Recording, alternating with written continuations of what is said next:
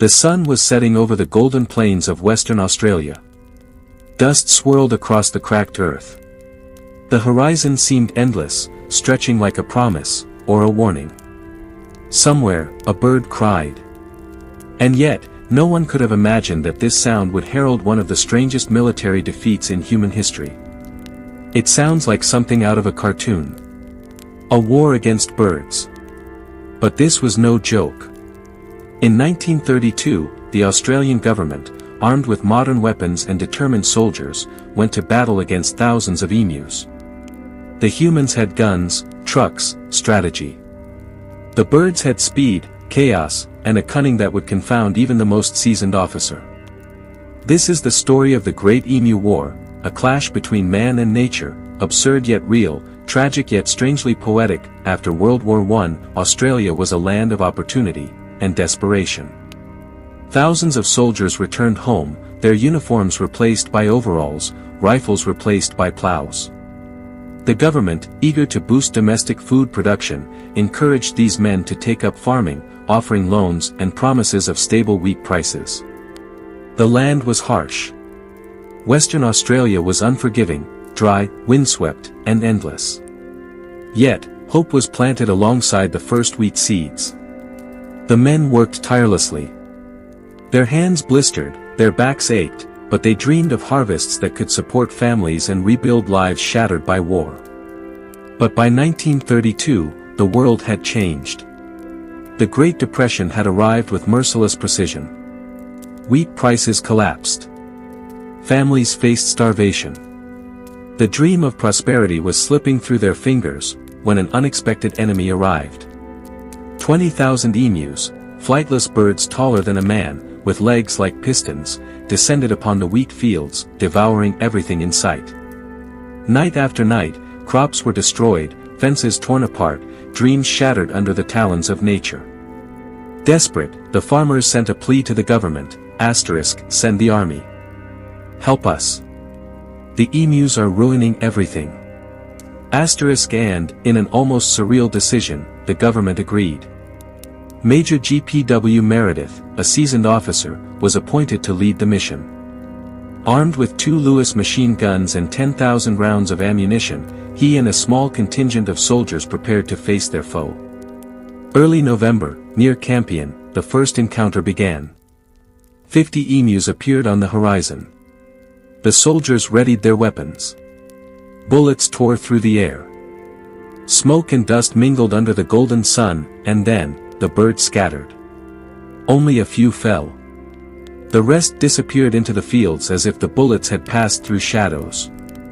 Meredith muttered under his breath, they move like ghosts. Days passed. The emus returned, in larger groups, more chaotic, almost mocking the humans' efforts. The soldiers pursued them in trucks, but the terrain was merciless. Dusty tracks, uneven ground, and swamps slowed their machines while the emus ran effortlessly, their long legs eating distance with uncanny speed. One soldier, frustrated and exasperated, turned to another. If these birds carried bullets instead of feathers, we'd be doomed in any war. Ambushes were attempted. Soldiers lay in wait near water sources, hoping to trap the birds. Dozens were killed. But the emus adapted, almost intelligently, splitting into smaller groups and avoiding the army's lines. Ammunition ran low. Morale began to falter. The newspapers, with their biting satire, mocked the operation. Headlines read: Army outgunned by flightless birds, and the Great Emu War, humans bested by nature. It became increasingly clear, bullets and machinery could not replace strategy and adaptability when facing a creature born for these lands. Weeks passed. Soldiers became exhausted. Machines broke down in dust-choked fields. Every encounter left fewer birds dead than anticipated, while human frustration soared. The campaign was finally deemed a failure. Troops withdrew quietly, leaving farmers to fend for themselves. In total, around 1,000 emus were killed. Out of 20,000. The rest survived, a testament to the futility of human arrogance against nature's design. "We came prepared," Meredith later said, but they were everywhere, and nowhere. "They defeated us not with strength, but with persistence." Fences became the farmer's primary defense. Later, the government introduced a bounty system, paying for every emu killed. But the legend of the Great Emu War was etched forever in history, a story where humans, despite all their weapons, were outsmarted by birds. The Emu War is a paradox. A tragicomic symbol of human overconfidence. Soldiers trained for global wars faced a foe they could neither predict nor control. Modern technology, precision strategy, and courage were no match for feathers, speed, and instinct. Yet, in the chaos, there was poetry. The emus, indifferent to human suffering, continued their migrations, surviving storms, hunters, and bullets. The humans, humbled, witnessed firsthand that not every battle is meant to be won.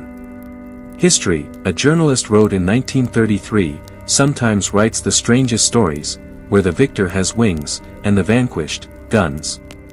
Imagine this: golden plains stretch endlessly. A single emu appears on the horizon. Dust rises with every step. Camera sweeps low, catching the powerful movement of feathers and legs. Soldiers ready their guns.